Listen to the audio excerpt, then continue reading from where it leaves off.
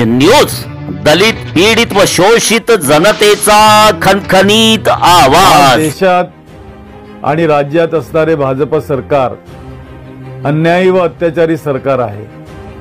सत्तेवर आल्यापासून देशात आणि राज्यात जाती जातीत धर्माधर्मात मतभेद निर्माण करीत आहेत। ज्या विचारांनी डॉक्टर बाबासाहेब आंबेडकरांनी या देशाची घटना लिहिली, या देशाला संविधान दिलं, त्या घटनेची संविधानाची सरकारकडून पायमल्ली होत आहे। परभणी येथील डॉक्टर बाबासाहेब आंबेडकर यांच्या पुतळ्यासमोरील संविधान शिल्पाची तोडफोड करण्यात आली। ही निंदनीय घटना, परंतु सुनियोजित कट तर नाही ना। परभणी येथील संविधान शिल्पाच्या तोडफोडीच्या निंदनीय घटनेचा मी तीव्र निषेध करतो।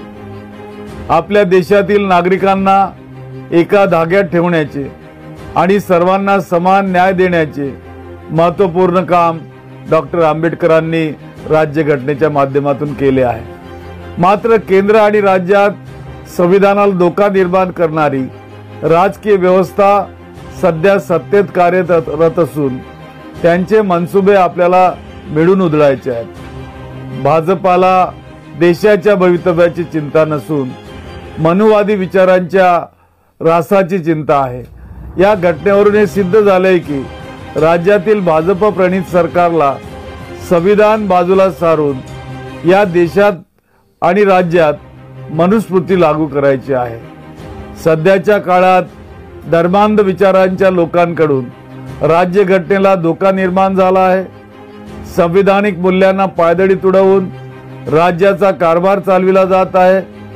परभणी येथे मनुवाद्यांकडून संविधानाच्या शिल्पाची जी तोडफोड करण्यात आली, या प्रकरणी राज्य सरकारने सदर घटनेची तात्काळ दखल घ्यावी। या घटनेच्या आरोपीचा मास्टर माइंड कोण, हे दंगलीचे कृत्य षड्यंत्र रचून तर केले नाही ना, याचा सखोल तपास करून आरोपींवर कठोरात कठोर कारवाईची मागणी या प्रसंगी मी करतो। धन्यवाद। जय भीम, जय संविधान। जास्त लाईक करा, शेअर करा आणि आमचे YouTube चॅनल सबस्क्राइब करा। धन्यवाद।